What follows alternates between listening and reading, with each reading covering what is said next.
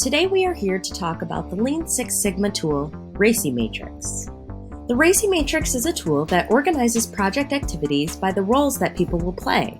The acronym RACI is used to remember the roles. The first role is responsible. The second role is accountable.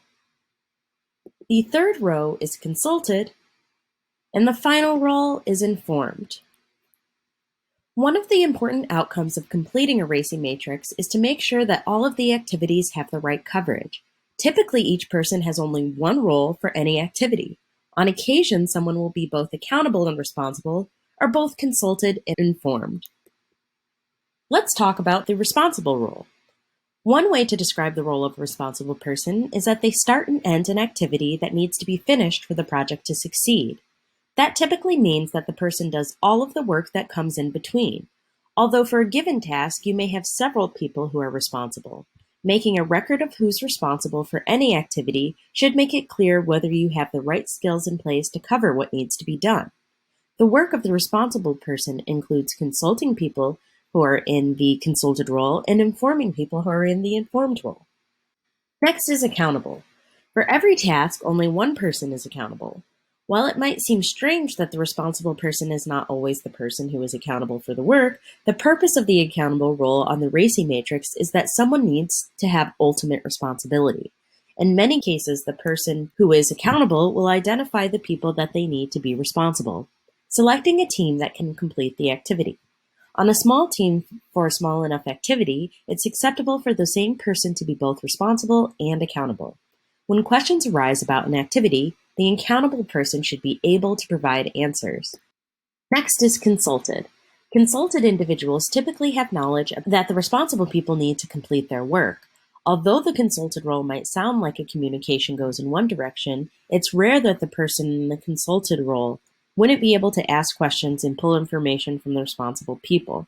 People in the consulted role are often subject matter experts who can answer questions that clarify requirements. For example, in a healthcare setting where the activity is to fabricate a tray with molded settings for tools for a medical procedure, the fabricator could consult with nurses and physicians to verify that the correct tools had been identified and that the layout of those tools made sense.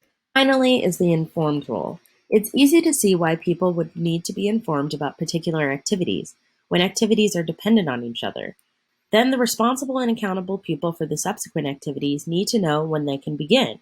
Other people who need to be aware of the project status will need to be informed so that they can work on higher level plans and know when to expect the benefits of the project.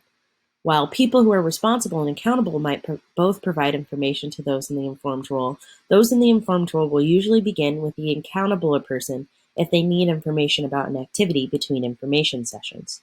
Now let's take a look at a RACI matrix example. The following RACI matrix is from a case study about a data migration project from an international retailer.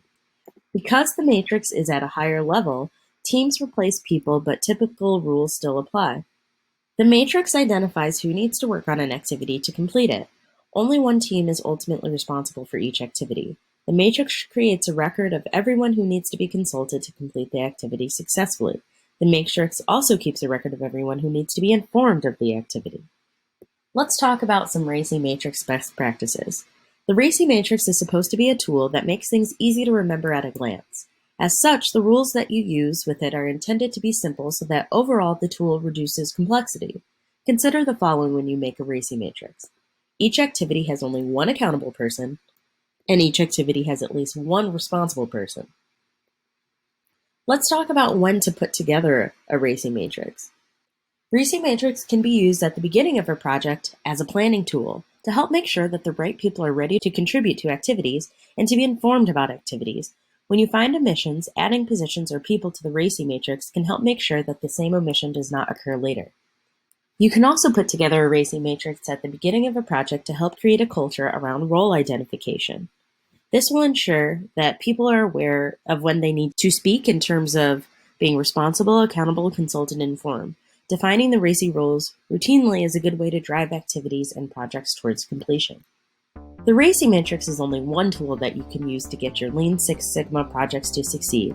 To learn more about Lean tools and check out GoSkills' range of courses, visit the link on the slide here.